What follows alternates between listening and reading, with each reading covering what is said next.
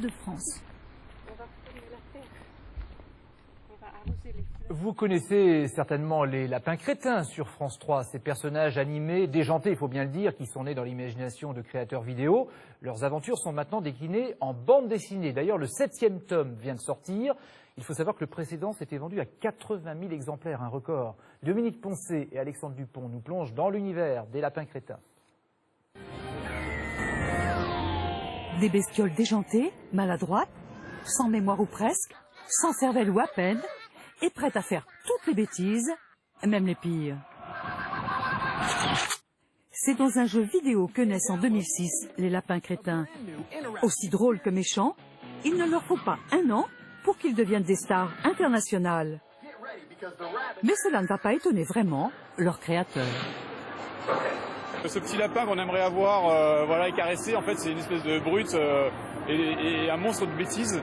Et la bêtise, ça rassure toujours et ça fait toujours du bien de voir des créatures assez stupides autour de nous.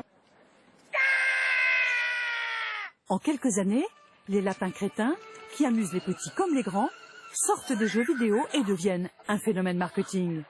Ils s'aventurent sur tous les supports, notamment la télé, France 3, et aussi depuis 3 ans, la BD. Dès le premier tome, pas de surprise, il cartonne. 80 000 exemplaires pour chaque numéro. Cela parce que les lapins dessinés font rire autant que les lapins animés. Les auteurs s'amusent même avec le support de la bande dessinée, c'est-à-dire que quand un lapin en a marre de sa case, hop, il sort de sa case, il se tire, il sort de la BD, il fait ce qu'il veut, il vit sa vie. Et c'est ça, c'est que les lapins crétins, même dans la BD, vivent leur vie, et ça donne des situations très drôlissimes. Les situations drôlissimes des lapins dessinés, ils sont 2 à les concocter. Un job évidemment sérieux pour eux, mais aussi en même temps très créatif et très ludique. C'est une nouvelle dédicace du coup. Car un lapin crétin, ça peut entraîner loin. Des lapins crétins, ils sont pas très difficiles à scénariser dans le sens où les lapins crétins, ils touchent à tous les domaines, ils peuvent voyager dans le temps, ils peuvent toucher à tous les sports, à tous les métiers. Donc au niveau créatif, c'est hyper large pour moi. Difficile aujourd'hui d'échapper au raz-de-marée des lapins crétins. Leur taux de notoriété atteint 90%.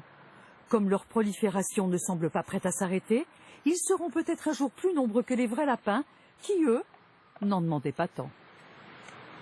Ils ne sont jamais loin, ils reviennent bientôt sur France 3, les lapins crétins. Tout de suite, la météo de Fabienne Amiac, puis tout le sport.